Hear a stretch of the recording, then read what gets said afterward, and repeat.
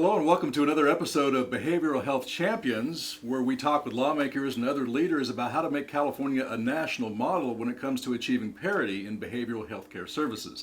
I'm Kevin Riggs on behalf of the Behavioral Health Action Coalition, whose mission is to really increase priority attention to these issues and also to reduce the stigma that is faced by those who have behavioral health challenges.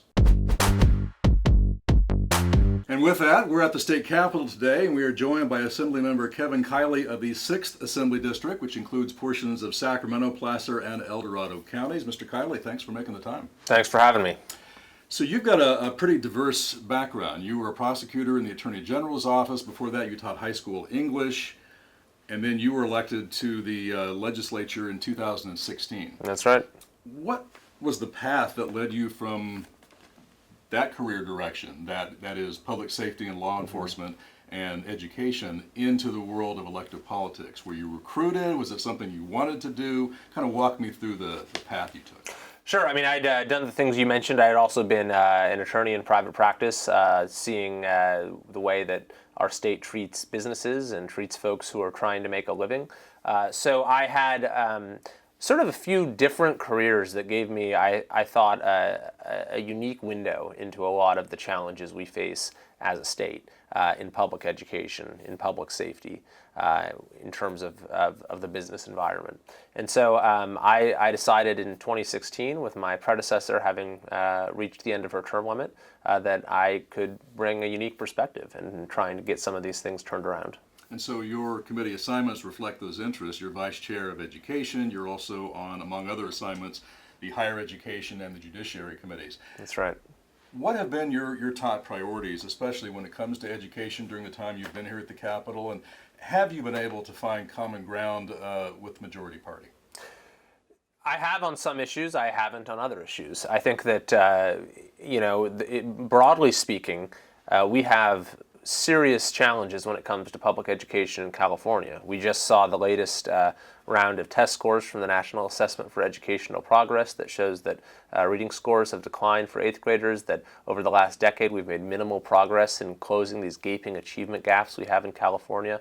Once again, and the data shows that for students in underserved communities from low-income families, we rank 48th or lower among the states in terms of the education that we're giving those students. So I've made it a top priority to have a sense of urgency about these inequities. And unfortunately, I don't see that sense of urgency matched by a lot of folks in the majority party who have, in fact, kind of moved in the other direction by going after the few bright spots in our public education system, like charter public schools and other programs that promote choice and different options within the public education system. Now, all of that being said, the issue of mental health, behavioral health, and in particular access to mental health services within our schools has been an area where we have been able to have some bipartisan cooperation. The chair of the Education Committee, Patrick O'Donnell, and I jointly authored 2 bills this year on that topic. I asked him to convene an informational hearing, bringing together school leaders and mental health services folks to look at what's going on at our schools, what some of the best practices are, how we might be able to improve things. Because I think we all agree that this is a major issue and a major problem in a lot of ways. I mean, we've seen across the state mental health challenges continue to grow for kids in our schools. You know, we see rising suicide rates, particularly a problem in rural areas. And why do you think that is? I was going to ask you about that. We've seen depression issues, we've seen behavioral health issues like suicide, both thoughts of suicide and actually carrying out suicide. Last year there was a quarterback from Washington State who committed suicide, for example. And we realize there are pressures and so forth today, but why do you think this is going on? I think it's very complicated, and there's a lot of things that you could point to.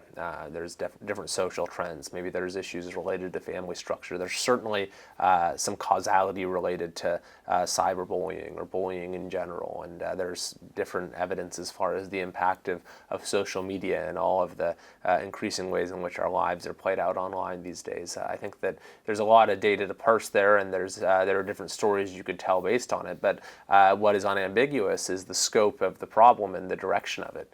And I think that, above all, the problem is that we are not getting students the help that they need in a timely manner. I think California continues to rank near the bottom nationally when it comes to access to mental health services on our schools and at our school sites. And there are some great schools that kind of isolated examples are doing a really good job with this, like one of the school districts in my assembly district, Roseville Joint Union High School District, has this model of wellness centers that they've put in place that has been successful in other districts. So I think what we need to do is we need to look at what's really working and what's proven successful in getting students help and reducing stigmas and having early interventions so that we're not allowing these issues to sort of grow until they produce tragedies in some cases, or even just kind of lowering someone's quality of life and their academic performance and everything else. And so I've been encouraged that we've been able to have some bipartisanship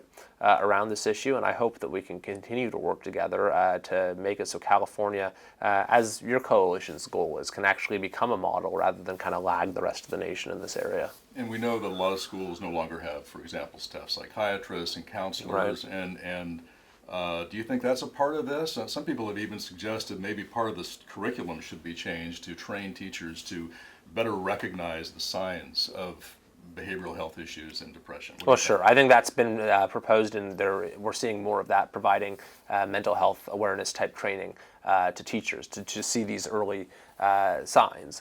And I think that there needs to be probably more comprehensive strategies around that at school sites, so that you have different types of professionals who are able to work together to get kids the help they need when the help is needed. That's certainly a big part of it as well, is that we just don't have the personnel that we need, and we don't necessarily have the right models in place to allow kind of their expertise to be leveraged across all of the adults on campus. You mentioned that you already had that informational hearing? You and Mr. Yes, O'Donnell? yes, we did. And what were some of the takeaways for you? Well, one of the big issues is that we're not necessarily getting access to the same level of federal funding that we could. So together, Chairman O'Donnell and I was the lone author, he was my joint author, we then introduced a bill that basically allows for school districts or other local educational agencies to apply for federal matching funds directly through DHCS in terms of getting funding for early intervention and other mental health support programs. So that's actually become a 2-year bill now, but given that we're kind of under-resourced in this area, we decided that we should go about trying to find, other sources to be brought in. But of course, that's only part of the issue. The other issue is how those funds are actually being used. And now, kind of taking a broader perspective, moving apart from just the K-12 educational environment, California as a whole has time and time again been criticized by the auditor's office, by the Little Hoover Commission, for the way that we're utilizing a fairly large stream of mental health dollars coming from the Mental Health Services Act. We've got over a couple $1 billion a year, Prop 63, yeah, that are being distributed to counties from this new tax that was put in place over a decade ago. But we've had many, many reports from these neutral watchdog sources saying that we don't know how these funds are being used, we're not really tracking it, we're not making use of best practices, we don't have good measurements of outcomes. And so when you have 2.2 million Californians who have a mental health need, and over half of those are not getting the help that they need, and then we have this big pot of revenue that isn't being used strategically, I think that's a big problem. And one of my first bills I introduced in my first year in the legislature, 2017, was to bring some more oversight and accountability to that whole pot of revenue. And we actually had support for that from the Oversight Commission that was created through Prop 63. And that made it through the Assembly Health Committee unanimously. Unfortunately, it died in the Appropriations Committee, which I think is really regrettable, because when you have such a big source of funding that's there, and we're not making the use of it that we should, I mean, that's many, many people who suffer as a result. And so that's kind of the low-hanging fruit almost, is if we could actually be a little more strategic about how we go about approaching the issue, rather than just kind of throwing the money out there and hoping some good comes from it. Thoughts of reviving that bill? Yeah, it's something that I'm definitely looking at to see if we can get it through what's kind of a brick wall of the Appropriations Committee sometimes. But perhaps it could be incorporated into the budget. We're exploring other options for that as well. Okay. You talk to people for any length of time, and what you find is that so many people are affected personally and directly by behavioral health care issues, whether it's a family member, whether it's a work colleague, a friend, and that influences people directly and influences how they view this issue. What about yourself? Have you had any personal experiences, either with family, friends, work colleagues, that kind of shaped your thinking on this? Well, of course. I mean, I think everyone has people in their lives who have their struggles, and that certainly informs your perspective. I mean, I also, would mention my experience as a high school teacher. I taught 10th grade English in a community in inner city Los Angeles, and you have students who are having struggles in their life, and you see how it impacts their academic performance. You see how it impacts their overall outlook towards life. And I taught 10th grade English. I probably had 180 students or so at any given time, 150 students at any given time, and so you're able to get a sense of how significant this problem is in a lot of ways. And so that's why I've really had a passion for addressing this issue in particular in our schools. The governor, you don't agree with him on a lot of issues politically, but he has talked about the need to elevate awareness of this issue, and he's talked pretty frankly about it. He's appointed, as you know, a key advisor on behavioral health issues. What do you think about his commitment, and do you find that encouraging? I find it encouraging. I think that anytime you can give the issue more attention, that's helpful. It helps to create political will, I think. It helps to put the issue more in the public consciousness. And especially when it comes to an issue like this, where half the battle is reducing stigma, half the battle is a general sense of awareness, that sort of thing can only help. I would like to see from the governor him matching that sort of rhetoric with some action in terms of putting in place a strategy for how we can systematically create greater opportunities for access to mental health services, not only in our schools, but in our broader society, because we're seeing that our inability to address this in a systematic way is creating a cascade of negative consequences in communities across the state, affecting issues ranging from homelessness to poverty to public safety to the shape and quality of our communities. And but perhaps most poignantly, creating tragedies for the individuals who are affected. And so I would like to see a greater sense of urgency on that out of the governor's office and the legislature. And a lot of people have noted that it seems like there are separate systems of delivery of care for diseases of the mind versus diseases of the body. Right. Would you agree with that? And what kind of a problem does that create? I think that's certainly true. And I'm sure it creates problems in a whole variety of ways, whether you're looking at it from a funding perspective in terms of what's billable or what's covered by Medi-Cal and what's covered by insurers. And then, maybe from a more basic sense of how we think about the problem as policymakers is if we sort of, devote a huge amount of attention to healthcare and a huge amount of funding and a huge amount of, our time is spent on that, and then we think of mental health or behavioral health as something of an add-on, or as something that we do when we're, if we have some spare time or something like that. That's almost the way that we've approached this issue, rather as something that's part and parcel of our larger public health challenges. So, I think that obviously every facet of health is distinctive of its own way, and behavioral health issues are distinctive in their own way as well. And some of the interventions and the way that we tailor our approach obviously needs to be sensitive to that. But I think it's a mistake to totally bracket it off from the much larger focus we have on issues affecting the body. The Behavioral Health Action Coalition is obviously intended to raise the profile of this issue, to increase priority attention to it. What do you think the coalition can do in working with you to help them in their cause? What would you say? One thing that I think is very helpful is having good models. So the programs out there that are doing a good job, like the Little Hoover and the auditors' reports have cited some really good examples.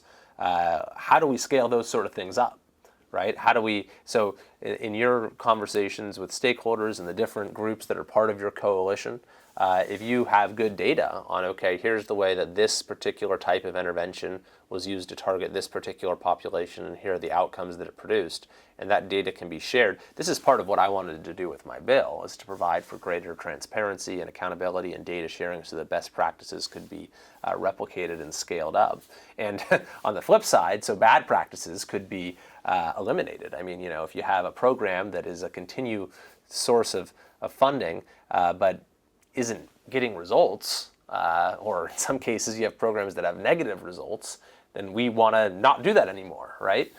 So I think that to the extent that you can instantiate a simple formula that let's find out what's doing well, what's working, and do more of it. Let's find out what's not working and do less of it.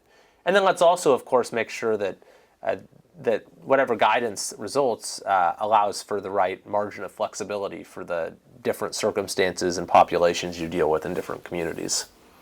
There are a lot of issues clamoring for attention. Do you think, though, in light of how this issue has been talked about more and more, do you think it's going to get a fairly high profile, a fairly high priority in the session coming up in 2020? I sure hope so. I mean, I think that, if nothing else, issues like homelessness continue to become more and more of a source of public concern.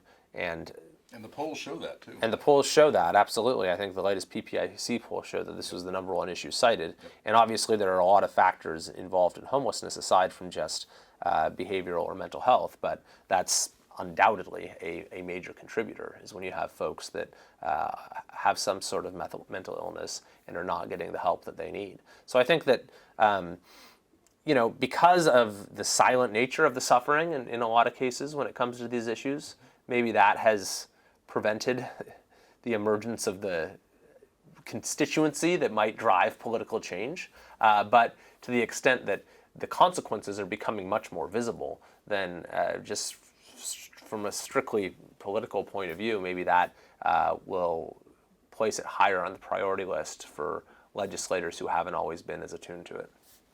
Mr. Kiley, we appreciate your time and your insights. Of course. Thanks for reaching out, and thanks for the work that the coalition's doing on this. It's very much important, very, very important, and I look forward to the chance to work with you in the year ahead. That'll do it for this edition of Behavioral Health Champions, a production of the Behavioral Health Action Coalition. Thanks for joining us, and we'll see you next time.